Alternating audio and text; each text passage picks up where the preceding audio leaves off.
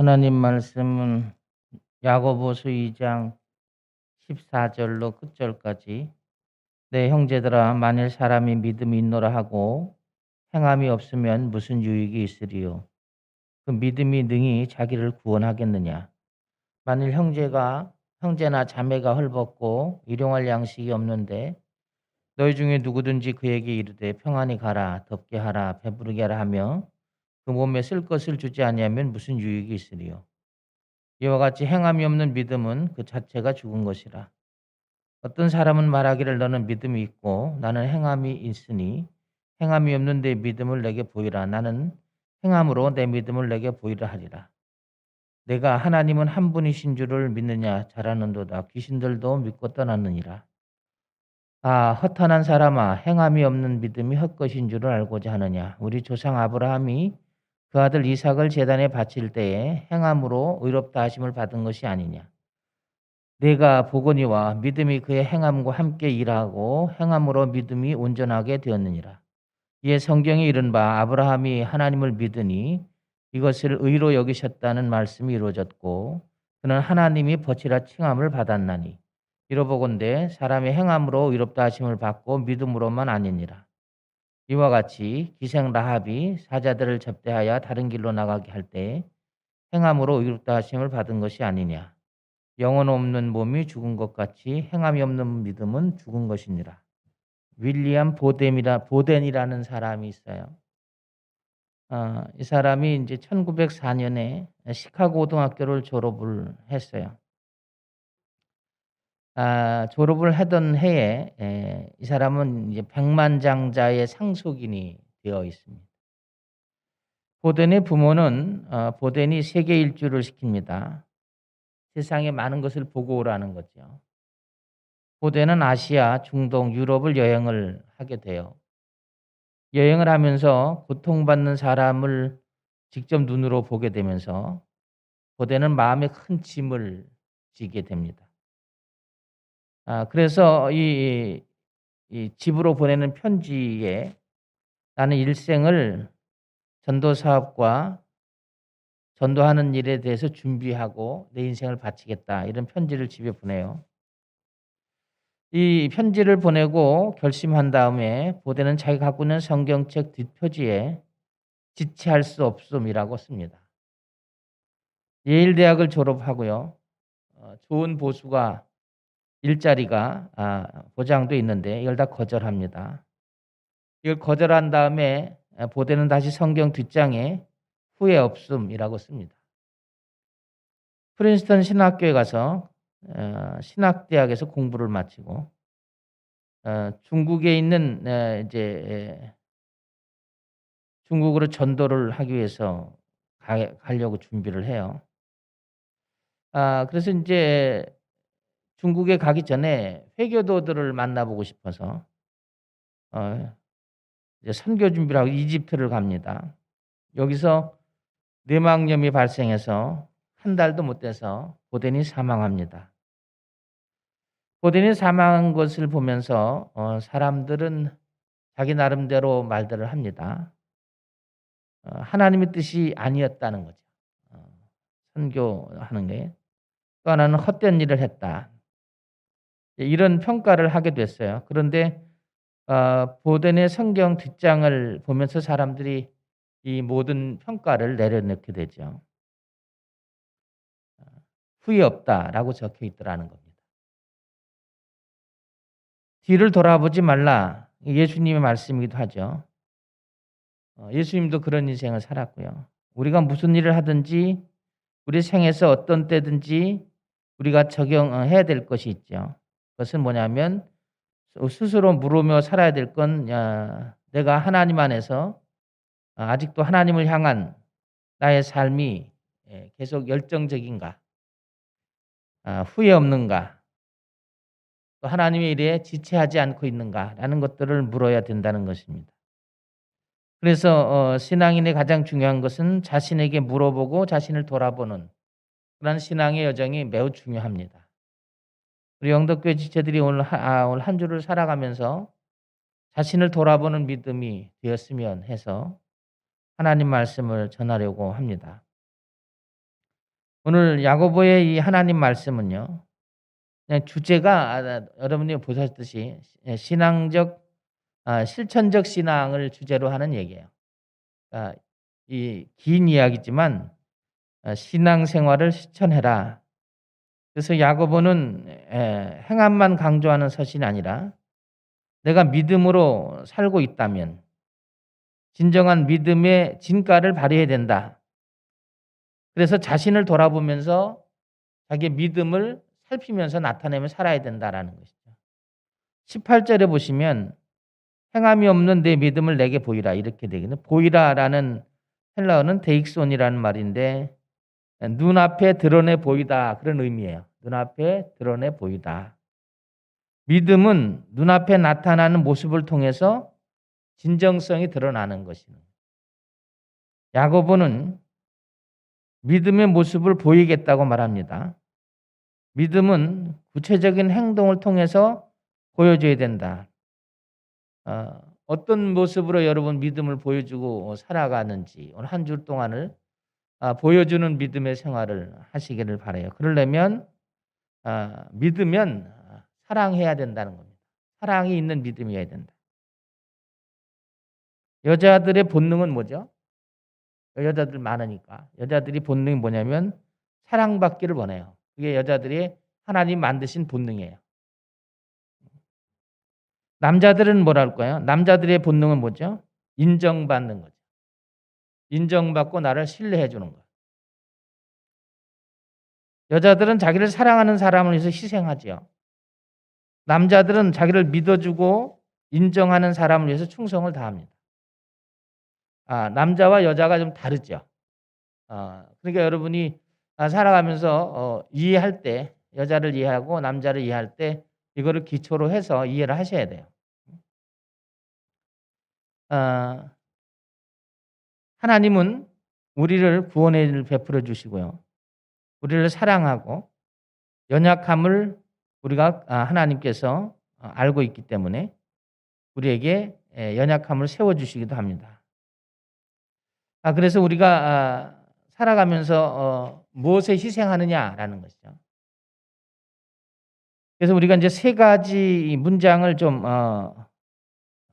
생각해 봐야 돼요. 사람들이 여러분을 향해서 너 없으니까 일이 안 돼 이런 말을 들으면 좀 경계하셔야 돼요. 이건 칭찬하는 말이 아니죠. 너 없이 일이 안 돼 그러면 기분이 좋을 수는 있어요. 그러니까 진정한 하나님의 일꾼은 아니라는 거죠. 내가 없으면 공동체가 무너질 정도로 나를 의존하게 만들었으니까 이거는 이기적인 리더가 되는 거죠. 이건 아주 최악의 리더가 되는 것입니다. 또 하나는 너만 있으면 돼 이런 말을 듣는 것은 칭찬이 아닙니다. 스스로가 능력이 있는 사람이라고 생각하고 살기 때문에 늘 교만하죠. 어깨가 으쓱합니다. 이런 사람은 나를 아닌 다른 사람에게 꿈을 심어주지 않습니다. 여기서 우리가 사람들이 너만 있으면 돼 그럴 때 우리는 반드시 자기를 돌아봐야 되고 그리고 자기를 성찰해야 됩니다. 또 하나는 너는 정말 똑똑하구나 라는 칭찬의 말을 이제 하게 되면 정말 조심해야 됩니다. 기발한 아이디어나 또 풍부한 똑똑한 사람이라고 하는 것은 스스로 교만하게 될 수가 있습니다. 칭찬한다는 것, 내가 살아가면서 하나님을 향해서 살아갈 때 남들이 나를 칭찬할 때 잘 생각해 봐야 된다는 거예요. 자신을 돌아봐야 된다는 거예요. 내가 너무 하나님보다 앞서는 것은 아닌가? 하나님의 영광을 내가 가로채고 있지는 않은가? 라는 것들을 생각해 봐야 된다는 거예요. 우리에게 있어서 하나님께서 주어지는 평가가 어떤 것이냐? 거기에 민감해야 되는 것이지 사람이 나에게 어떻게 평가하느냐 그것이 중요하지 않다. 거기에 너무 연연하게 되면 정말 하나님 안에서 게으르고 악한 종이 되어버릴 수가 있다는 것이죠.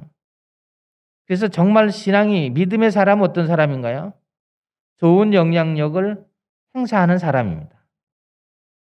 나를 통해서 다른 사람들이 성공을 갈 수 있는 길을 열어주는 거죠. 예수님께서 내가 길이다 이렇게 말씀하시잖아요.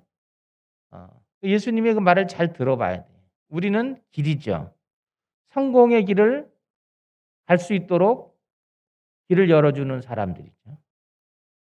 그러려면 변화를 두려워하지 않아야 되고요. 주님만 바라보는 신앙의 생활을 해야 된다는 거예요. 이것을 놓쳐버리면 우리가 이제 하나님 안에서 믿음의 생활을 잘 하긴 하는데 하나님을 사랑하고 이웃을 사랑하는 그런 성경의 기본 진리에 서서 살아가지를 못하기 때문에 나도 모르게 교만해지기도 하고 나도 모르게 다른 사람에게 악한 영향을 미칠 수도 있게 된다는 거죠. 16절에 보시면 너희 중에 누구든지 그에게 이르되 평안히 가라 덥다 하라 배부르게 하라 하면서 그 몸에 쓸 것을 주지 아니하면 무슨 유익이 있냐. 유익이 있으리오라는 말은 오펠로스라는 말인데 믿음이 있다면서 사랑이 나타나지 않으면 소용이 없다 그런 의미예요. 입으로만 고백하면 안 된다는 얘기죠. 야고보의 말은 입으로만 고백할 게 아니라 삶을 통해서 증거를 보여야 된다. 실제 사랑하는 모습이 나타내야 된다. 사랑으로 실천하는 믿음이 된다. 사랑은 믿음을 통해서 나타내야 된다는 것이죠. 여기 보면 믿음이 있노라 하고 형제의 필요를 채워주는 사랑이 없다면 소용이 없다. 그러니까 믿음의 실천은 거창한 것이 아니라는 것이죠. 기본적인 필요를 채워줘야 된다. 근데 신앙생활이 참 무서운 것 같아요. 요즘 제가 이제 가만히 돌아보면 엊그제도 우리 교회에서 봉사하고 왔는데 6분이 갔다 그러더라고요.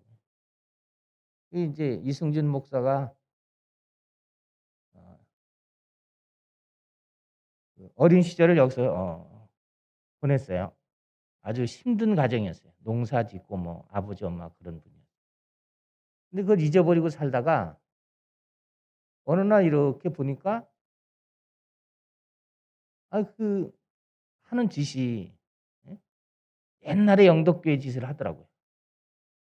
그게 자기도 모르게 배우는 것 같은데 물론 하나님이 일을 시키는 거죠. 그렇게. 본인은 그렇게 목회하고 싶지 않았겠죠. 하나님이 쓰시는 방향은 다 다르다는 거예요. 목회자마다 다 하나님 쓰시는 방향이 다르기 때문에 그런데 이렇게 한 걸 보면 16년 동안 그렇게 이웃에게 밥 한 끼 사랑을 베풀었다는 것은 쉽지 않거든요. 그것도 은사 중에 하나인데 그래서 어느 날 참 그게 잘하면서 배우는 것도 보고 배우는 것도 무섭구나.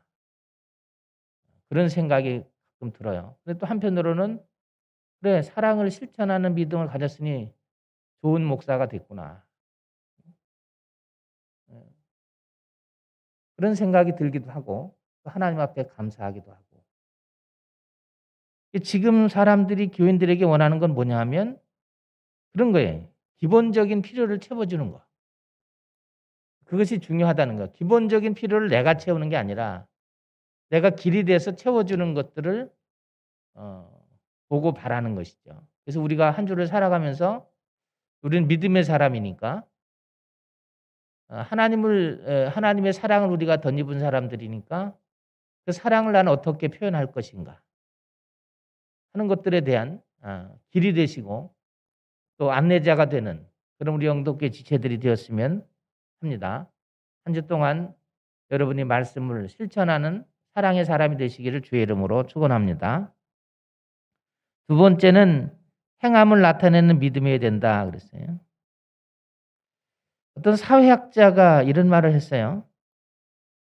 아주 내성적인 사람이라도 평생 동안 한 10,000명 정도의 영향을 미친다고 그래요. 평균적으로 한 10,000명.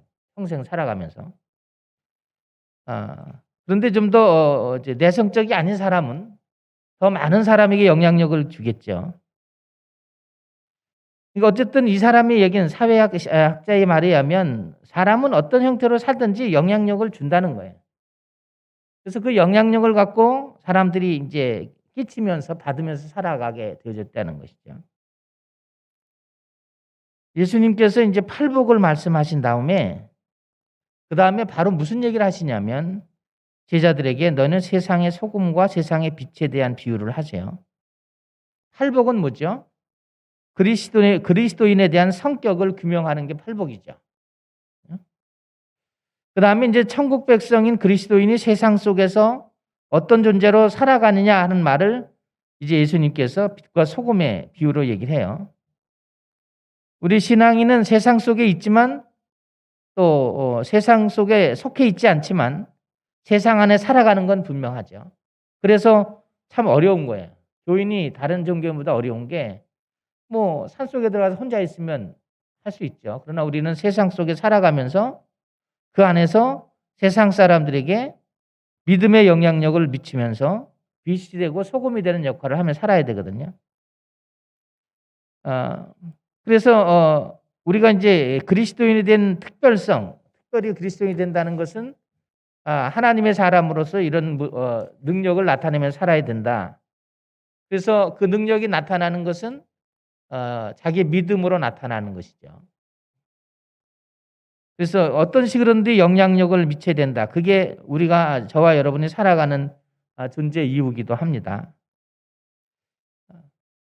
18절에 보시면 어떤 사람은 말하기를 너는 믿음이 있고 나는 행함이 있으니 행함이 없는 내 믿음을 내게 보이라. 나는 행함으로 내 믿음을 내게 보이리라. 그러죠. 여기 행함은 원어로 에르가라는 말인데 살아 움직여 나타나는 행위 그런 의미예요. 살아 움직여 나타나는 행위. 믿음의 행동은 살아 움직여 나타나는 행위로 증명이 된다. 예수님께서 마태복음 7장 12절에 뭐라고 그러죠? 입으로만 주여 주여 하는 자가 아니라 말씀대로 행하는 자가 천국에 간다. 그런 말을 하거든요. 그러니까 야고보는 믿음을 입으로만 하지 말고 행함을 통해서 나타난 믿음이 돼야 된다. 이것이 온전한 믿음의 전제 조건이고 축복의 전제 조건이 되는 거죠. 그래서 한 주를 살아가면서 하나님을 사랑하고 믿으면서 할 수 있는 것부터 내가 너무 할 수 없는 일을 괜히 해서 실망하지 말고 내가 지금 갖고 있는 은혜와 믿음으로 할 수 있는 것부터 하나씩 하면 돼요. 하나씩 하면 그것이 이제 하나님이 우리를 이끌어주는 과정이 되기도 하고 우리가 하나님의 이름을 드러내는 삶이 되기도 합니다. 여러분이 어떤 삶에 있든지 그리스도인이니까 예수님을 위해서 하나씩 이렇게 할 수 있는 일을 하는 그런 신앙의 여정을 한번 실습해보는 한 주가 되시기를 주의 이름으로 부탁을 드립니다. 세 번째로 구원에 이르게 된다. 엘리야 신부라고 하는 선교사가 있어요. 이 사람은 케냐 사람인데요.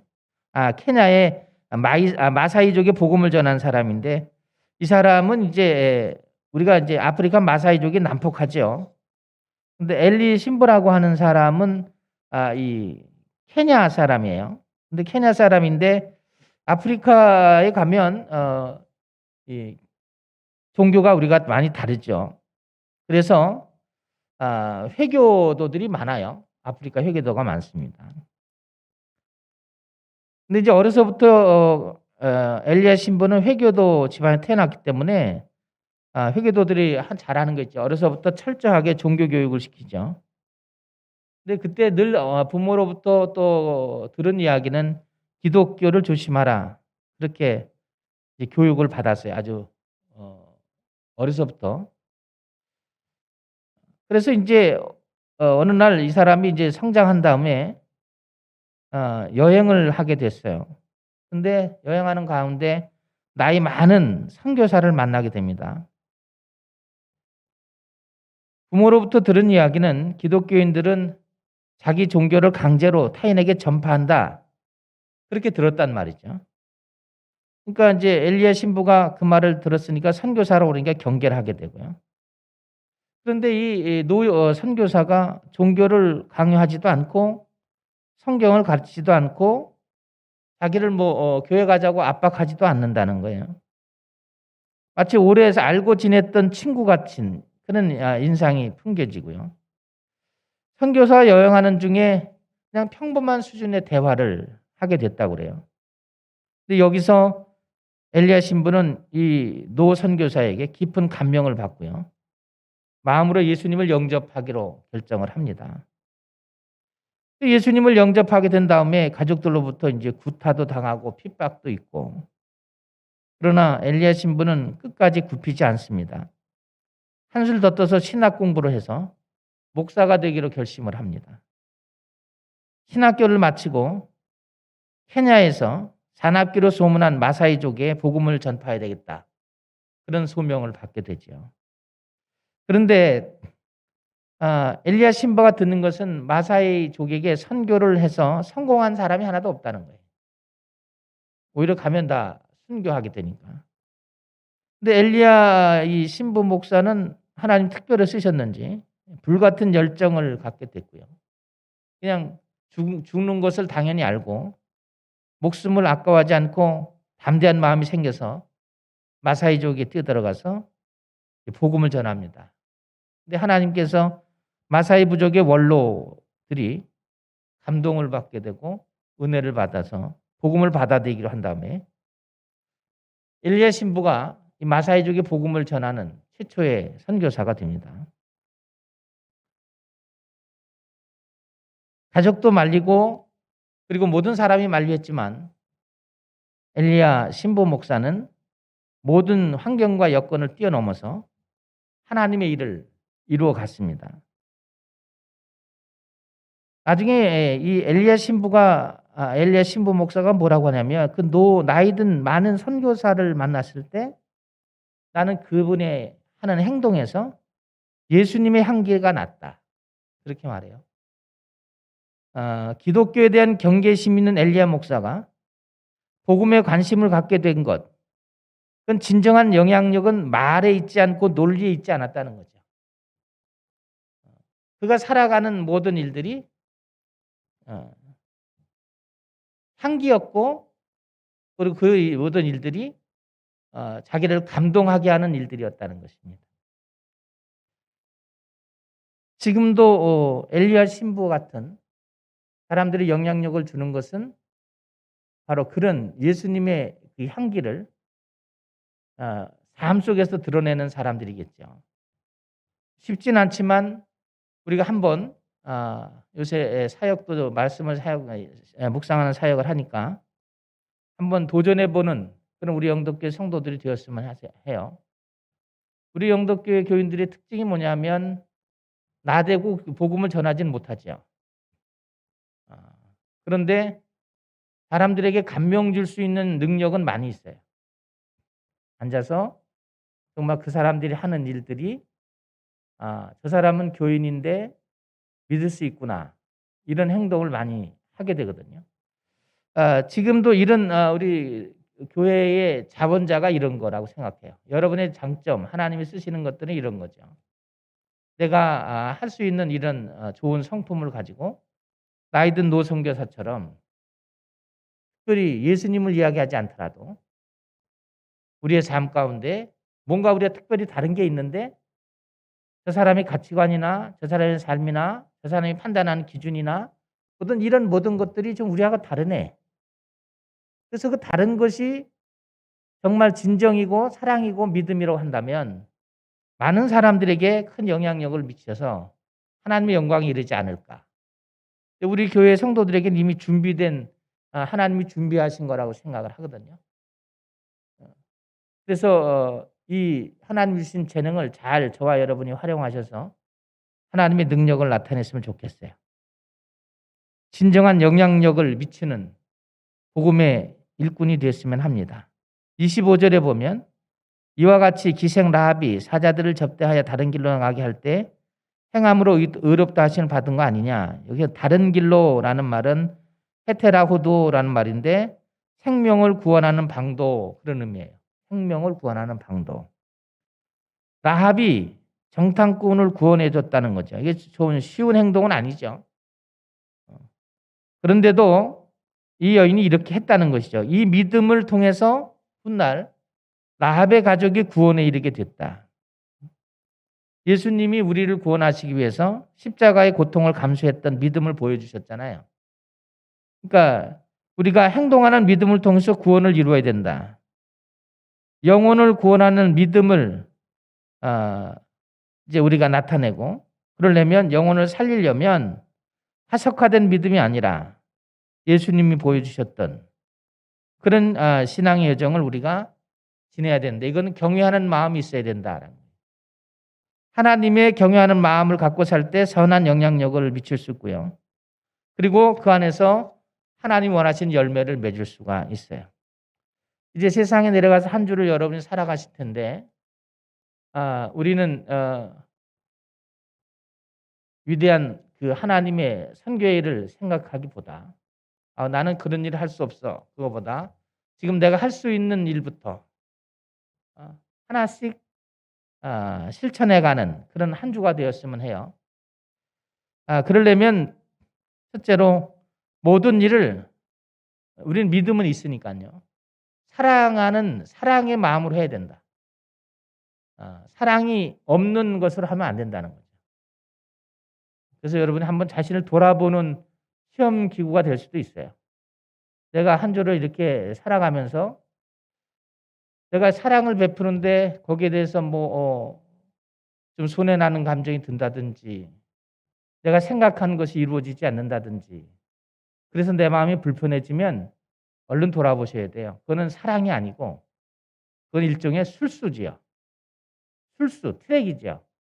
내가 이렇게 했으니까 너도 이렇게 해야 돼. 그런 거잖아요. 그렇게 해서는 진정한 사랑의 모습으로 하지 않기 때문에 한 번 속지 두 번은 안 속거든요. 그렇게 하면 안 되고 정말 내가 모든 일을 할 때 할 수 있는 것, 내가 믿는 것만큼, 내가 사랑할 수 있는 것만큼만 하라는 거예요. 그래서 그것이 영역을 자꾸 넓혀가는 연습을 우리가 이제 살아있는 동안 해야 되겠죠. 하나씩 하나씩 해야 된다는 거예요. 또 하나는 팔복이 그리스도인의 강령이라면 그 다음에 그리스도인의 어떤 규범을 가지고 빛되고 소금되는 삶을 살아야 된다. 행동하는 믿음의 모습을, 실천하는 모습을 보여줘야 되는데 할 수 있는 게 뭐가 있을까? 한번 해보는 것이죠. 할 수 있는 게 내가 뭐가 있을까?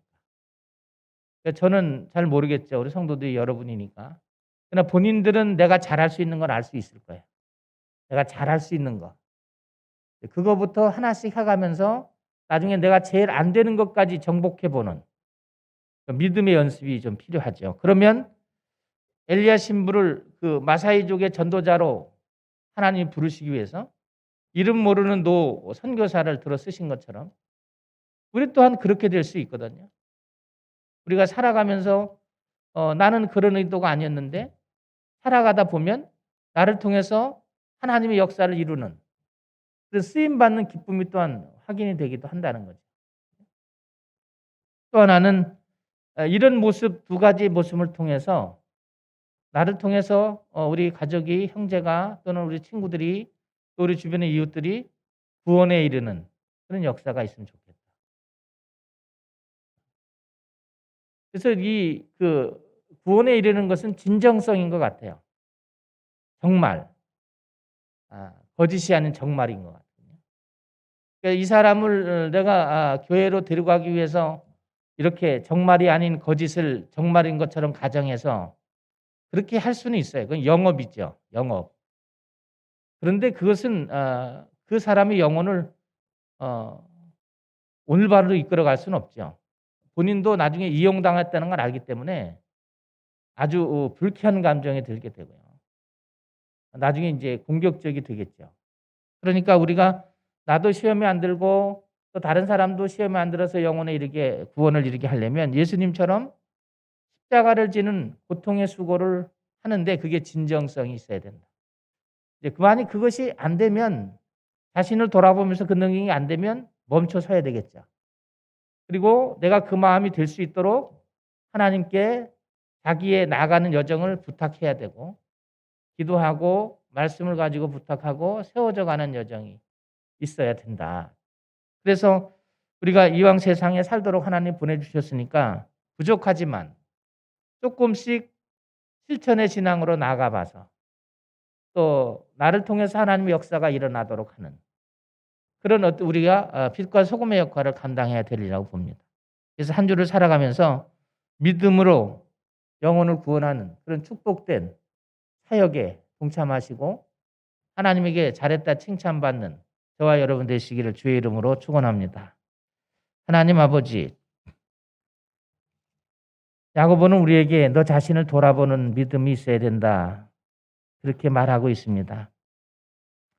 하나님, 주님이 우리를 은혜 주시고 불렀을 때 우리는 얼마나 지체했는지요. 또 우리는 얼마나 많이 후회했는지. 하나님의 일을 하면서도 저울질해보고 후회하고 지체하고 그리고 스스로 자기 주관적으로 신앙생활을 해서 하나님의 영광을 가린 적이 많이 있는데 하나님 우리에게 말씀하시기를 믿으면 사랑으로 하나님의 일을 해야 된다. 그렇게 말씀을 주셨습니다. 우리 영덕교회 성도들이 믿음이 있으니 사랑의 능력을 가질 수 있도록 한 주 동안도 붙들어 주시고 하나님께서 역사하여 주셔서 하나님의 사랑을 세상에 증거하는 쓰임받는 행복이 있을 수 있도록 도와주시기를 원합니다. 하나님께서 우리의 은혜를 크게 주시기를 원합니다. 은혜 충만하게 하시고 믿음 충만하게 하셔서 내가 행동하는 모든 일들이 믿음으로 행동할 수 있도록 도와주시기를 원합니다. 하나님, 예수님께서 제자들에게 세상에 오셔서 설교하시면서 하나님 백성으로서의 삶의 성격을 팔복에서 규정해 주시고 그 다음에 제자들에게 소금과 빛의 삶을 살아야 된다고 하셨습니다. 하나님, 우리도 소금과 빛의 사람으로 살아가고 싶습니다. 우리의 연약함을 아신 하나님, 성령께서 한 주 동안 우리 영덕교회 성도를 강권하여 주셔서 하나님 우리가 행하는 믿음을 하나씩 주님께 보여드릴 수 있도록 붙들어 주시기를 원합니다. 그래서 우리를 통해서 하나님 은혜 받고 하나님 구원에 이르고 또 어그러진 다리 이렇게 세워서서 찬송하며 하나님께 나아가는 그런 신앙의 여정을 하나님께 돌려드릴 수 있도록 우리를 들어 써주시기를 원합니다. 하나님, 세상에 내려가 살면서 세상에 매몰돼 살지 않게 하시고 우리는 세상에 속해 살지만 세상 사람이 아니라고 말씀을 주셨으니 우리가 꼭 잊지 않는 우리 영덕교회 성도들이 되게 해 주시옵소서. 우리는 하나님의 사람인데 세상 가운데 살게 하셨으니까 세상 가운데에서 하나님을 바라보면서 하나님이 주시는 영광이 이르도록 힘과 능력을 더하여 주시옵소서. 주님께서 주신 말씀을 이루어 주실 줄 믿고 예수님 이름으로 감사하고 기도합니다. 아멘.